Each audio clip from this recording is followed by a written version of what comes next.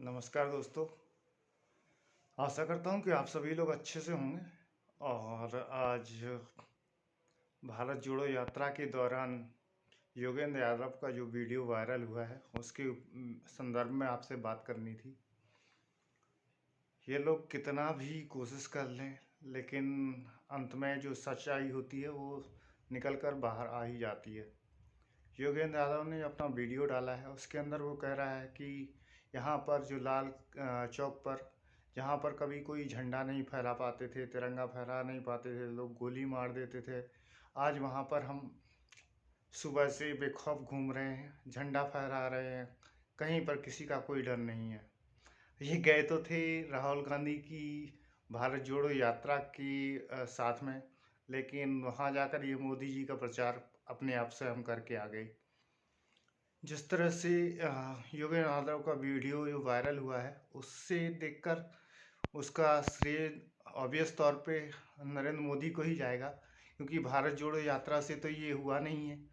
और अगर भारत जोड़ो यात्रा से ही होने वाला था तो 70 साल से कांग्रेस की सरकार थी, भारत जोड़ो यात्रा क्यों नहीं निकाली गई।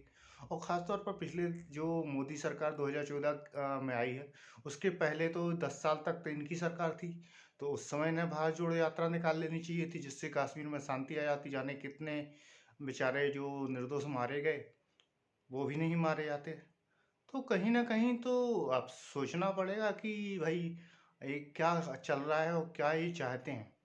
अब इनको अपने हिसाब से विचार करना पड़ेगा कि यह कब तक झूठ बोल के 2024 के लिए अपना जो प्लेटफॉर्म तैयार कर रहे हैं वो कब तक चलेगा। जनता क्या इतनी बेवकूफ़ है? हम आप जैसे छोटे लोग भी आजकल यूट्यूब पे जाकर सच्चाई हकीकत प्राप्त कर लेते हैं। आप अगर एक बार गूगल पे सर्च मारते हैं सच्चाई इस दुनिया भर की, जहाँ पूरी कुंडली आपके सामने खुल के आ जाती है। अब ये लोग जनता को बेवकूफ़ समझते हैं, क्या समझते हैं मुझे वही समझ में नहीं आता है। अब जो पिद्दी मीडिया है वो कुछ भी कहे, लेकिन सच्चाई तो जो है वो योगेंद्र यादव ने अपने मुंह से स्वयं बोल दी है।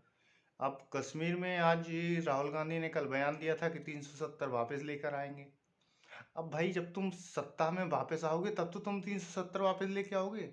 और मुझे नहीं लगता कि अब इस तरह के बयान दे के अब तुम सत्ता में कभी जिंदगी में आ पाओगे। अब तुम तो बैग पैक कर लो, ज़्यादा बेहतर रहेगा। इटली जाने की तैयारी कर लो या कहीं और का पासपोर्ट बनवा लो। भाई इस देश में तुम्हारा कुछ नहीं होने वाला। पप्पू था, पप्पू है और पप्पू ही रहेगा। इस पप्पू का ना कुछ भला होने वाला है ना कुछ इससे होने वाला है।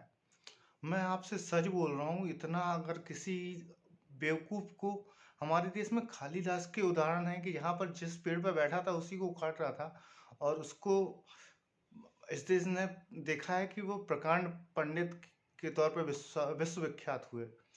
और लेकिन हमारे देश में ही पप्पू का उदाहरण है कि जिसके पीछे हजारों करोड़ों रुपए सिर्फ उसकी इमेज बनाने के लिए बर्बाद कर दिए गए, लेकिन फ़ायदा क्या हुआ? जीरो। वहीं से जहाँ से निकला था वहीं पे ख़त्म हो जाती है। भारत जोड़ो यात्रा 3500 किलोमीटर की यात्रा तय करने के बाद परिणाम क्या निकला है? कांग्रेस के लिए जीरो। और साथ में इन्होंने समाजवादी पार्टी से को लिए कह दिया कि हमारी विचारधारा नहीं मिलती है, किसी के साथ इनका गुणधर्म नहीं मिलते हैं। ममता बनर्जी के साथ में इनकी कहीं से इमेज नहीं मिलती है, कुछ ना कुछ तो प्रॉब्लम है। भाई इनके साथ कोई खड़ा होने को तैयार नहीं है। आजकल जो सर्वे करवाए जा रहे हैं उनमें बहुत कुछ बताया जा रहा है कि भाई 40 से 50 हुई, 50 से 60 सीटें शायद इस बार आ जाएंगी। भाई 60 सीटें लेके तुम करोगे भी क्या? वही भारत तोड़ने वाला काम। भारत जोड़ो यात्रा में शामिल कौन हुआ? कन्हैया कुमार। जितने देश तो द्रोही, देश को तोड़ने वाले, हिंदू विरोधी और देश के खिलाफ बोलने वाले लोग थे, सारे लोग उसमें शामिल हुए। नाम था भारत जोड़ो यात्रा। कितना ज़्यादा कंट्रास्ट था इस विषय में, तो मतलब जिसको बोलते हैं ना कि बोलते हैं कि हमारे यहाँ किस हिंदी में क्या बोलते हैं उसको कि विरोधाभासी। हाँ, विरोधाभासी शब्द का मतलब इससे बेहतरीन उदाहरण अगर कभी कोई हो तो मुझे बताइएगा। मुझे तो नहीं लगता कि भारत जोड़ो यात्रा से बड़ा कोई विरोधाभासी शब्द हो सकता है, जिसके अंदर केवल केवल वही लोग शामिल हुए जो देश तोड़ने के लिए खड़े हुए थे। यहाँ पर कन्हैया कुमार से लेके आप जितने भी नाम गिन लीजिए, जो भी आ रहा था देश के खिलाफ बोलने वाला, हिंदुओं के खिलाफ बोलने वाला, वही लोग केवल शामिल थे। चाहे आप देख लीजिए फारूक अब्दुल्ला से लेके और आपका क्या नाम, महबूबा मुफ्ती और कन्हैया कुमार, ये लोग मतलब जितने विरोधी लोग थे जो देश के तोड़ने के लिए लगे हुए हैं, देश के विरोध में बोलने वाले लोग हैं, केवल वही लोग ही इस भारत जोड़ो यात्रा में शामिल थे। इस विरोधाभासी ये जो मैं बात कर रहा हूँ, आप देखिए कि केरल से ये यात्रा प्रारंभ हुई थी। एक्चुअली प्रारंभ तो हुई थी ये वहीं से, तमिलनाडु से, कन्याकुमारी से, लेकिन जब केरल में चल रही थी सबसे ज़्यादा लंबे समय तक, मुझे लगता है ये केरल में ही चली है। और केरल में जो लेफ्ट की सरकार है, वही लेफ्ट की सरकार है, इसका मजाक उड़ा रही थी।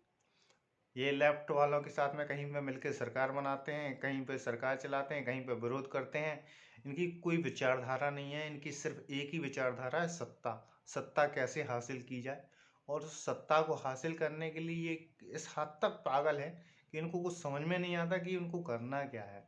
एक्चुअली राहुल गांधी जितने कंफ्यूज हैं, राहुल गांधी से कहीं ज़्यादा कंफ्यूज इनके सपोर्टर, और इनको मतलब जिसको बोलते हैं ना कि मुर्दे को ये जबरदस्ती पीठ पे टांग के घूम रहे हैं कि बस अब तू, हाँ तू जिंदा है, हाँ तू जिंदा है।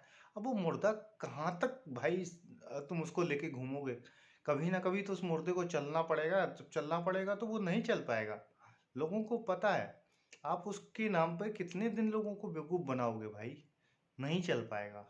और कुल मिला के ये भारत जोड़ो यात्रा का जितना जो कुछ था, उसका जो सार है, मुझे लगता है कि योगेंद्र यादव ने पूरा सार निचोड़ कर दुनिया को बता दिया है कि भारत जोड़ो यात्रा जो थी वो सारहीन थी।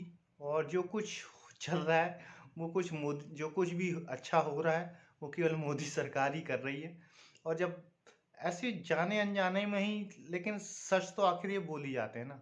अब योगेंद्र यादव ने बहुत पिच तैयार की थी कृषि कानून के दौरान, और इन्होंने बीजेपी को हराने के लिए पूरी जी जान लगाई थी। अब ऐसे लोगों को आप अगर भारत जोड़ो यात्रा के अंदर लेके जाएंगे, जो कृषि कानून के नाम पे खालिस्तानियों के समर्थकों को आपको भारत में टिकने का मौका देते हैं, देश के प्रधानमंत्री के लिए मर जा मोदी जैसे नारे लगाने वालों का समर्थन करते हैं, तो अब ऐसे लोग भारत जोड़ो यात्रा में जाएंगे तो क्या हम जैसे पढ़े लिखे समझदार या जो आदमी जो आज की डेट में गूगल से या इंटरनेट से जुड़ा हुआ है, क्या वो इनकी हकीकत नहीं जानता है? ये कब तक ऐसे बयान देते रहेंगे, कब तक इस तरह से लोगों को मूर्ख समझते रहेंगे? राहुल गांधी कब तक, या कांग्रेस पार्टी, राहुल गांधी को तो मैं गिनता ही नहीं हूँ, खैर कांग्रेस पार्टी कब तक लोगों को बेवकूफ़ बनाएगी? और मुझे नहीं लगता है कि ये ज़्यादा दिन चलने वाला है। कभी ना कभी तो देखो इन चीज़ों का अंत होता ही है, और मुझे लगता है कि 2024 शायद अब इस बार फाइनल रिजल्ट देगा। और 2024 के बाद शायद ड्यूल पासपोर्ट का अगर कुछ है तो उसका यूज भी हो जाएगा। और राहुल गांधी मैं जीजा बहन और माता जी के साथ में अपना बोरिया बिस्तर बांध के इटली के लिए रवाना हो जाएंगे। खैर इसी उम्मीद के साथ में आप सबसे विदा लेता हूँ। धन्यवाद।